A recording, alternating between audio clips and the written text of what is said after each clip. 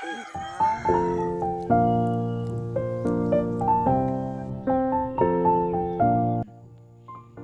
বন্ধুরা, আমি প্রতিমারার কোচবিহার জেলার ছোট্ট একটি গ্রাম থেকে বলছি। তোমার সবাই কেমন আছো? আশা করি ভালো আছো। তোমাদের আশীর্বাদ ও ভালোবাসায় আমিও ভালো আছি। তো দেখো, আজকের ব্লগটি আমি এখান থেকেই শুরু করছি। তোমরা যারা আমার চ্যানেল নতুন আছো, প্লিজ একটু সাবস্ক্রাইব করে দেবে, লাইক কমেন্ট করে আমার পাশে থাকবে। আশা করছি আমার ভিডিওটি ভালো লাগবে। সকাল সকাল ঘুম থেকে উঠে বাইরের দিকে তাকিয়ে দেখি টিপ টিপ করে বৃষ্টি পড়ছে। চিন্তায় পড়ে গেলাম, এই বৃষ্টির মধ্যে আমাকে তো কাজ সারতেই হবে। দেখো, আমি এই বৃষ্টির মধ্যেই নেমে পড়লাম কাজে। আর এদিকে দেখো, বৃষ্টির কারণে মাথায় গামছা দিয়ে ঢেকে নিয়েছি। কারণ দেখো, যদি ছাতা নিয়ে নামি, ছাতা নিয়ে কাজ করা কেমন যেন অসুবিধা হয়, বা ছাতা নিয়েও কাজ না। আর দেখো, আমি যেহেতু স্নান করব সকাল সকাল, এই জন্য আর ছাতা নিয়ে কোনো কাজ নেই আমার।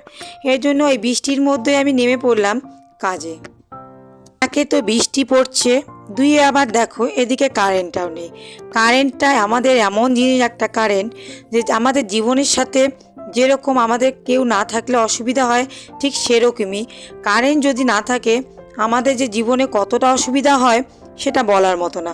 প্রতিটা বাড়িতেই কারেন্ট আছে, এমন কোনো বাড়ি নেই যে এখনকার দিনে সে বাড়িতে কারেন্ট নেই।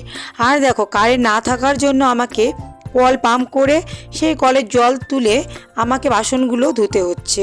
আর দেখো, বৃষ্টির মধ্যে কতক্ষণ ভিজবো, তাড়াতাড়ি ওই জন্য কাজটা সেরেই নিচ্ছি। ভেজার কোনো প্রয়োজন নেই অতটা টাইম, ভিজলে পরে আবার সর্দি লেগে বা জ্বর হয়ে যাবে। এদিকে বাসন মাজা কমপ্লিট করে ধোয়াধুয়ি করে চলে আসলাম উপরে। উপরে এসে দেখি যে টেবিলটার মধ্যে নোংরা পড়ে আছে, ওটা আবার সকাল সকাল করে প্রতিদিনে মুছে নিই। তো আজকেও ঠিক একইভাবে মুছে নিলাম। দেখো, এদিকে আমাদের বাড়ির সদস্য, এগুলো হচ্ছে ছোট ছোট সদস্য, এদেরকে আবার খেতে দিলাম কিছু। দেখো ওরা কত সুন্দর করে খাচ্ছে। ওদেরকে খেতে দিয়ে এদিকে স্নান করে আমি ঘরে চলে আসলাম। দেখো, আজকে যেহেতু আকাশের পরিস্থিতি ভালো না বা বৃষ্টি পড়ছে, এই জন্য ছেলেকে নিয়ে আমি বেরোবো না। কারণ দেখো, এর আগের দিন গিয়ে ভিজে আসছি স্কুল থেকে। কারণ এই বৃষ্টিতে যদি ওকে নিয়ে বেরোই, তাহলে ভিজে আসলে আরও ওর শরীরটা খারাপ করবে, আর ওর শরীরটা কিন্তু ততটা ভালো না। এই জন্য বাইরের কাজ সেরে এখন আমি ঘরের কাজ সেরে নিচ্ছি। প্রথমে বিছানাটাকে ভালো করে গুছিয়ে নিয়ে তারপর আমি আর বাদ বাকি কাজ করব। এদিকে দেখো, এসে দেখি ছেলে যেহেতু উঠে গেছে, বিছানাটাকে ভালো করে আমি পরিষ্কার করে নিলাম। আর আমার বিছানা কতটা টাইম যে পরিষ্কার থাকবে সেটা তো ভগবানই বলতে পারে, কারণ আমার ছেলে যা। আর এদিকে দেখো, বিছানা পরিষ্কার করে চা করার জন্য চলে আসলাম। আর বাবা বাইরে বসে আছে চা খাওয়ার জন্য, বাবার পুজো করা শেষ, বসে আছে যেহেতু, আর ওরা প্রথমের ওষুধগুলো খেয়ে নিবে, এই জন্য আর আমার দেরি করাও চলে না। তাড়াতাড়ির মধ্যে চাটা করে নিয়ে প্রথমে আগে বাবাকে দিয়ে দেব, কারণ বাবা চা খেয়েই তারপর ওষুধ খাবে। আর দেখো, এদিকে মাও কিন্তু চা খেয়ে প্রথমের ওষুধটা খাবে। আর দেখো, আমাদের কিন্তু সবসময় কেনা দুধ দিয়েই চা খাই। আর আমাদের যেহেতু গাই বা গরু কিছু নেই, এই জন্য আমরা কেনা দুধ দিয়েই খাই। আমাদের খাবারের সাথে সাথে ছেলের খাবারটাও এদিকে তৈরি করে নেব, কারণ ছেলেকেও তো কিছু খেতে দিতে হবে। দেখো, ছেলের জন্য আমি কী নিলাম আর আমাদের জন্য কী নিলাম। আমাদের জন্য চা করে নিলাম, আর ছেলের জন্য দুধ নিয়ে এই দুধটাই নিয়ে নিলাম একটু, কারণ আজকে ছেলে যা দুধ খায় সেই দুধটা শেষ হয়ে গেছে, তো ওকে তো কিছু খেতে দিতে হবে। এই দুধেই হরলিক্স মিশিয়ে ওকেও আমি খেতে দিব। আর দেখো, আমার ছেলে এদিকে খাওয়ার জন্য প্রচুর ব্যস্ত হয়ে গেছে। ও বারবার আমাকে ডাকছিল, মা তাড়াতাড়ি আসো, আমাকে খেতে দাও। আমি বললাম আসছি। ও তো একদম এতটাই ব্যস্ত হয়ে গেছে। আর দেখো, এদিকে বাবা যেহেতু বাইরে বসে থাকে, আর বাইরেই বসে থাকে বেশি বাবা, এই জন্য বাইরেই বাবাকে চাটা দিয়ে দিই। এই হচ্ছে আমার বাবা, মানে আমার শ্বশুরমশাই। দেখো, এদিকে আমরা তিনজনে ঘরে মেঝেতে বসে চা খাচ্ছি। আর এদিকে ছেলেকে কিন্তু আমি হরলিক্স দিয়ে দুধটা মিশিয়ে দিয়েছি, সাথে দিয়েছি ব্রেড। আর আমরা আজকে কিন্তু কিছু খাবো না, শুধু চাটাই খাবো, কারণ পুজো দিতে হবে। মাও দেবে পুজো, আমিও দেব, আর বাদ বাকি যারা তারাও দেবে। তো আমি সকাল সকাল চলে আসছি মন্দিরে একটু প্রণাম করে পুজো দিয়ে। এটা হচ্ছে আমাদের গোপালের মন্দির, তো গোপালের ঘর। এখানে আমাদের রাধাকৃষ্ণ আছে, লক্ষ্মীরও আছে। তো এখানে পুজো দিয়ে আমি চলে যাব শিবের মন্দিরে।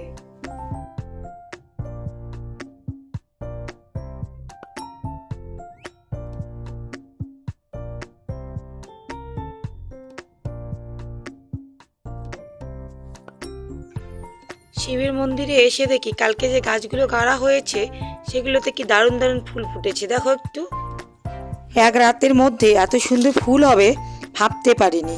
দেখো এদিকটা হলুদ কালারের ফুল আর সাইডেরটা আছে গোলাপি কালারের, গোলাপিও না ঠিক আলাদা একটু কালার কেমন। দেখো এদিকেও আমি পুজো দেওয়ার জন্যে মন্দিরে প্রবেশ করলাম। মন্দিরে গিয়েই প্রথমে আগে ঠাকুরকে পুজো করছি।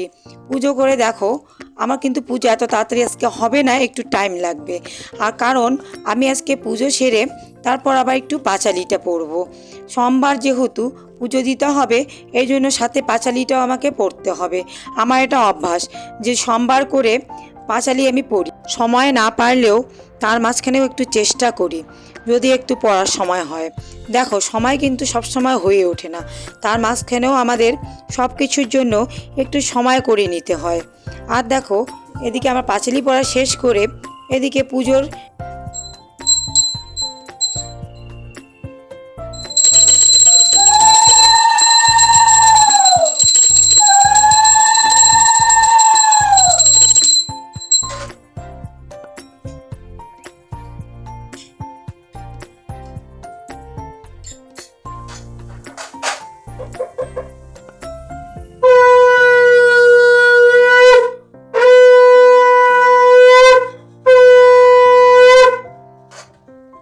মন্দিরে প্রথমে আগে কিন্তু আমরা ভোলে বাবাকেই পুজো দিই, মানে শিবের মন্দিরে। তারপর মা মনসাকেও একটু ফুল দিয়ে আমি এখান থেকে বেরিয়ে যাব। কারণ দেখো আমার ছেলেকেও একটু সময় দিতে হবে। সব যদি আমি সাইডে এদিকে রান্নাবাড়ি কাজকর্মে ব্যস্ত থাকি তাহলে হবে না, কারণ ছেলেকেও একটু আমাকে পড়াতে হবে। না পড়ালে ওকে আবার কে পড়াবে? যে টিউশনি মাস্টার যেহেতু আসবে সেহেতু আমাকেও ওর পড়াগুলো তো রেডি করতে হবে। বৃষ্টিতে মধ্যে স্কুলে যেতে পারবে না, স্কুলের থেকে পড়াগুলো আসবে, ওগুলো আমাকে রেডি করতে হবে। সব কিছু নিয়েই আমাকে চলতে হবে, কারণ একদিকে তাল রাখলেই চলবে না, সব দিকেই তাল রাখতে হবে। এতটা সময় দৌড়াতে দৌড়াতে মনে হয় অনেকটা সময় আমরা হাঁপিয়ে পড়ি, আমি আর পারি না। কিন্তু না, হাঁপিয়ে পড়লে তো আমাকে চলবে না, আমাকে সব দিকটাই সামলাতে হবে, না সামলালে কে সামলাবে? এদিকে ছেলেকে বই পড়িয়ে এদিকে আবার বাইরে চলে আসলাম। দেখো এই যে কুমড়ো ডগা বা চাল কুমড়ো যেটাই বলো তোমরা, এদিকে দেখো কাকিমার কাছ থেকে এটা নিচ্ছি। কাকিমাকে বললাম একটু কেটে দাও, কারণ আমি কাটতে পারবো না। প্রতিটা আগার মধ্যে বা ডগার মধ্যে কি কুমড়ো ধরেছে, এখন কোনটা কাটবো না বুঝতে পারছিলাম না। এই জন্য কাকিমাকে গিয়ে আবার নিয়ে আসলাম। এই হচ্ছে আমার কিন্তু ছোট কাকিমা। আজকে কিন্তু আমার ক্যামেরাম্যান হচ্ছে আমার ননদ, ছোট ননদই ক্যামেরা ধরেছে, কারণ আমার ক্যামেরা ধরার কোনো লোক নেই, নাহলে এভাবে আমি আজকে ভিডিও করতে পারতাম না। আজকেও ধরেছে বলে আমার ভিডিওগুলো এরকমভাবেই করছি। তোমরা দেখতেই পাচ্ছ কত সুন্দর আগাগুলো।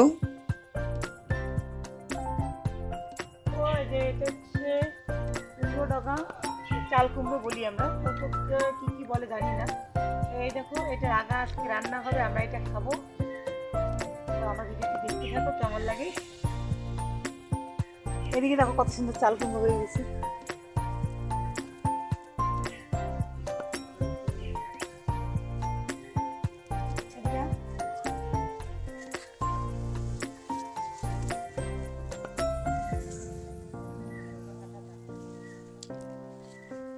দারুণ লাগছে। এগুলো হচ্ছে আমাদের গ্রামে থাকা একটা সুযোগ বা সুবিধা, ভালো সুবিধা আছে যে কিছু সবজি থাক না থাক সবজি হয়ে যায় আর কি।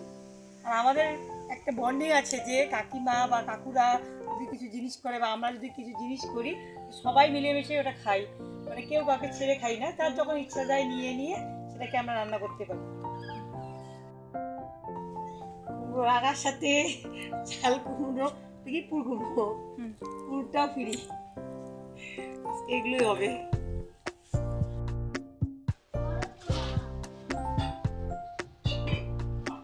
পুরটাও কি আজকেই খাবা? হ্যাঁ পুরটাও কি আজকেই? এটা আজকে হবে না, এগুলো আজকে রান্না হবে, এগুলো আজকে খাওয়া হবে। এখন এগুলো কাটবো। তাহলে আমি সবজি আমরা তাড়াতাড়ি রান্নাবাড়ি করে দেখলে পুজো হলো, এখন রান্না হবে। রান্নাবাড়ি করে তাড়াতাড়ি আমরা বেরোবো, আমরা একটু জায়গায় যাব। আমাদের সাথে থাকো, ভিডিওটি দেখতে থাকো। আমি তাড়াতাড়ি রান্নাবাড়ি করে খাওয়া দাওয়া করে বেরিয়ে পড়ব একটি জায়গায় যাব বলে। আমার ননদের আবদারে, ননদ বলছে যে আমাকে নিয়ে যেতেই হবে, তো ওর জন্য তাড়াতাড়ি আজকে সব কিছু করে নিচ্ছি আর ওর সাথে বেরোতে হবে। দেখো বৃষ্টির জন্য ছেড়ে নিয়ে স্কুলে যেতে পারলাম না, ওকে নিয়েও স্কুলে গেলাম না, আর এদিকে আমার বৃষ্টির মধ্যে ননদের সাথে বেরোতে হবে, তা এই জন্য আমি তাড়াতাড়ি সব কিছু করে নিচ্ছি।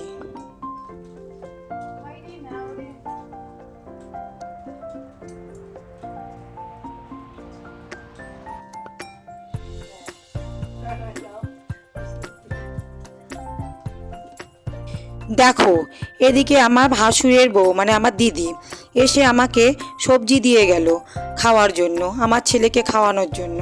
আর এদিকে দেখো যেহেতু দিদিও এসে আমাদের সবজি দিয়ে গেল, এই জন্য আমিও দিদিকে সবজি দিয়ে দিলাম যে দিদি নিয়ে গিয়ে বাড়িতে খাও।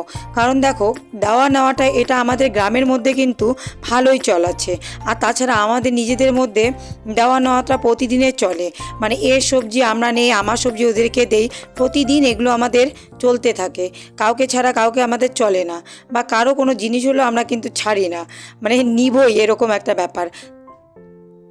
এদিকে আমরা খাওয়া দাওয়া শুরু করে দিয়েছি।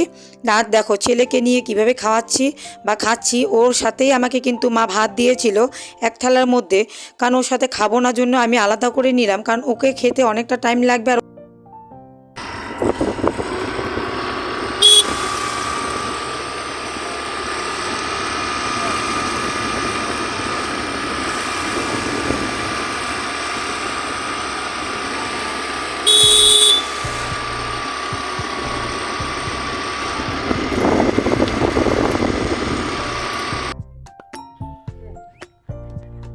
কুকুরের এমন হওয়ার পর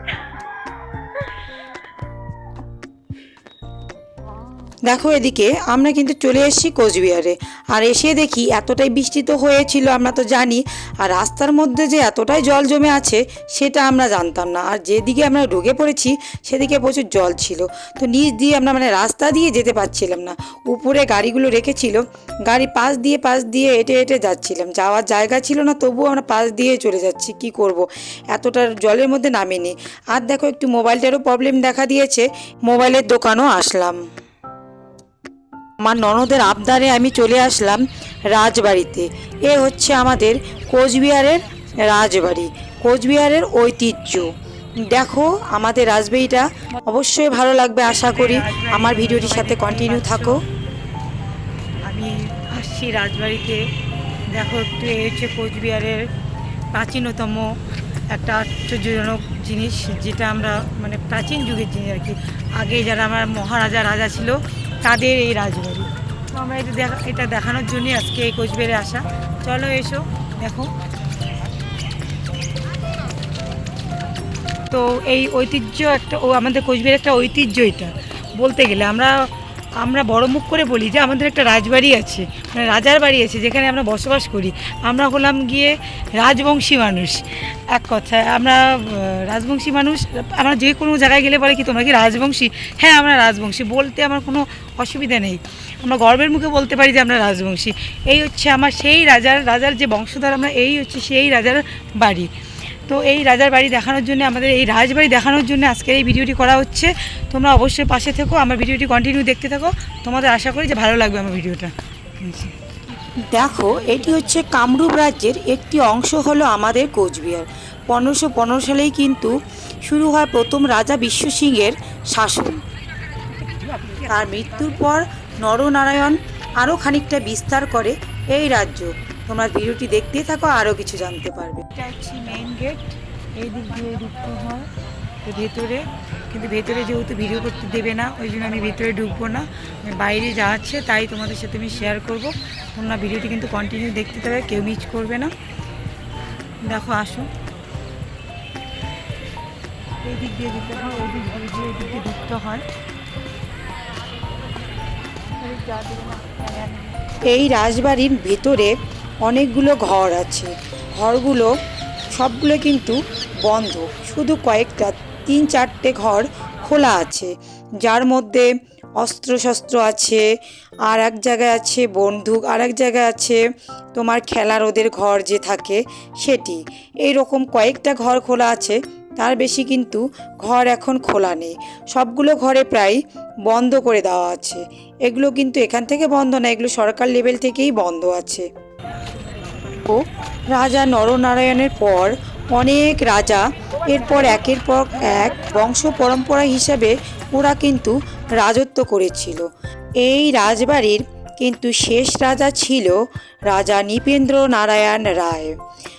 তার পরবর্তীতে এখনও আর কোনো রাজা কিন্তু এখানে নেই। আর বোন ছিল গায়ত্রী দেবী, সেও কিন্তু আর বেঁচে নেই, কয়েক বছর আগে সেও মারা গেছে।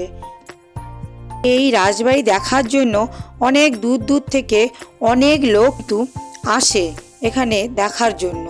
দেখো টিপ টিপ করে বৃষ্টি পড়ছিল, তার মাঝখানে ভিতরে গিয়ে দেখি অনেক লোক এসেছে রাজবাড়িতে ঘোরার জন্য।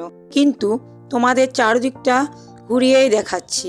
দেখো এদিকে কাশগুলো কত সুন্দর ফুটেছে, মানে কাশ ফুলগুলো। আর এদিকে দেখো বৃষ্টির জন্য জল পুরো ফেঁপে ফুলে উঠেছে পুকুরে।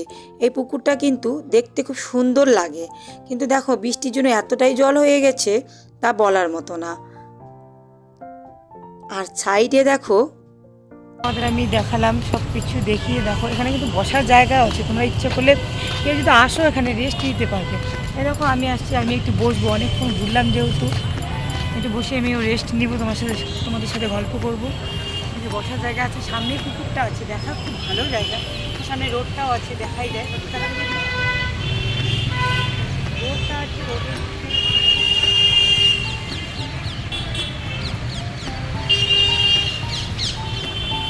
বসার জায়গা আছে, রেস্টুরেন্ট এসে আরামসে বসো। তোমরা যদি আসতে চাও আসতেই পারো। এখানে দেখো এটা হচ্ছে নাম করা জায়গা, আসো এসে ঘুরে যাও, তোমাদের ভালো লাগবে। আমার ভিডিওটি যদি কারো ভালো লাগে অবশ্যই লাইক কমেন্ট করবে, আর যারা নতুন আছো আমার চ্যানেলে প্লিজ একটু সাবস্ক্রাইব করে দেবে, দিয়ে পাশে থাকবে। তোমার ভালোবাসা একটু বেশি বেশি করে ভালোবাসা আমাকে দেবে, আমার যাতে ভিডিও করার উৎসাহ আরও যাবে, নতুন নতুন ভালো ভিডিও করার জন্য, ভালো ভালো জায়গা ভালো ভালো ভিডিও করার জন্য। এই জন্য তোমাদের একদম দারুণ মাছ দেখা যাচ্ছে, কিন্তু তোমরা দেখতে পাবে না যে মাছটা। দেখো মাছগুলো ঘুরে বেড়াচ্ছে, এতটাই জল হয়ে গেছে, একদম কিনারে অবধি এসে গেছে জলটা, একদম আবার পুকুরে উঠে গেছে জল। পুকুরের ঠিক অপোজিটে মেইন রোড, আর এদিকে কিন্তু রাজবাড়ি। তো দেখো অনেকে এখানে বসে অনেক কিছু দেখতে পারে। সামনে হচ্ছে মেইন রোড, গাড়ি যাতায়াত করছে, আর এখানে বসে সামনে পুকুর কিন্তু হচ্ছে মেইন গেট। এই গেট দিয়ে রাজারা তাদের সৈন্য নিয়ে ভিতরে আসতো। আর দেখো পিছনে হচ্ছে রাজবাড়ি, তো দুদিকে দুটোকে কত সুন্দর লাগছে। আর দেখো আমরা কিন্তু বাড়ি চলে এসেছি, এসেও কিন্তু কিছু কাজ থাকে বা কিছু দায়িত্ব থাকে আমার, সেগুলোকে করতে হবে। আর এদিকে দেখো চা বসিয়ে দিয়েছি, বাবা চা খাবে, আমিও চা খাবো। অনেকটা দূর থেকে আসলাম, মাথাটা ধরে গেছে এই জন্য। আর এদিকে ছেলে টিচারও বসে গেছে, ওনাকেও আমার চা দিতে হবে, এই জন্য চা নিয়ে আগে ঘরে চলে আসলাম। চাটাকে নিয়ে ঘরে যাচ্ছি, আগে যেহেতু টিচার আসছে ওনাকে আগে দিয়ে তারপর বাদবাকি কাজ। আর দেখো রাতে আমার কিছু রান্নাবাড়ি তো অবশ্যই করতে হবে, আর ছেলেকেও আজকে আর পড়াবো না, যেহেতু টিউশনি মাস্টার ওকে পড়িয়ে গেল, আর বেশি চাপ দেওয়াটাও ঠিক হবে না। আর আমারও শরীরটা আজকে ভালো লাগছিল না, তাড়াহুড়োর মধ্যে যা পারছি করে নিচ্ছি। প্রতিদিনে তো আমরা একই খাবার খাই, শর্টকাটের মধ্যে যদি একটু আলাদা রকম খাবার বানানো যায় তাহলে কেমন হবে। জানি না আমার ছেলের পছন্দ হবে কিনা, খাবে কিনা, ও কিন্তু পছন্দ করে না, হঠাৎ আবার খেয়েও নেয়। ওর মনটা আমি অনেক সময় বুঝতে পারি, অনেক সময় আবার বুঝতে পারি না।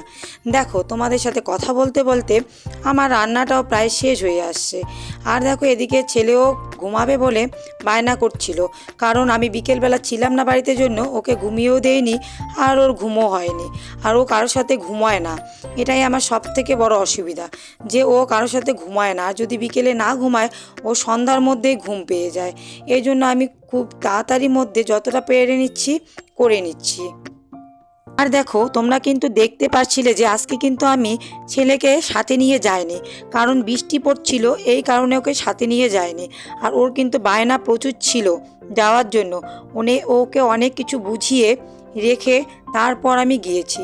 আর তোমাদের সাথে গল্প করতে করতে আমার রান্না ওইদিকে কমপ্লিট হয়ে গেল। তাহলে বন্ধুরা তোমরা দেখতেই পারলে আমার সারাদিনের আজকে কাজকর্ম কি করলাম। আর তোমাদের ভিডিওটি কেমন লাগলো অবশ্যই আমাকে জানাবে। আর দেখো বাইরে বৃষ্টি পড়ছে টিপটিপ করে, আর রাতে আমি কি রান্না করেছি। আজকে কিন্তু আমরা নিরামিষ খাই, এই জন্য দেখো খিচুড়ি, সাথে বেগুন ভাজা আর সাথে পাঁপড় ভাজা, এটাই আজকে রাতের রান্না, আর বেশি কিছু করিনি।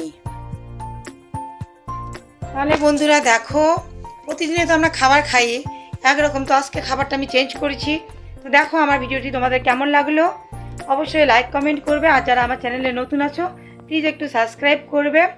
শুভরাত্রি, বাই বাই।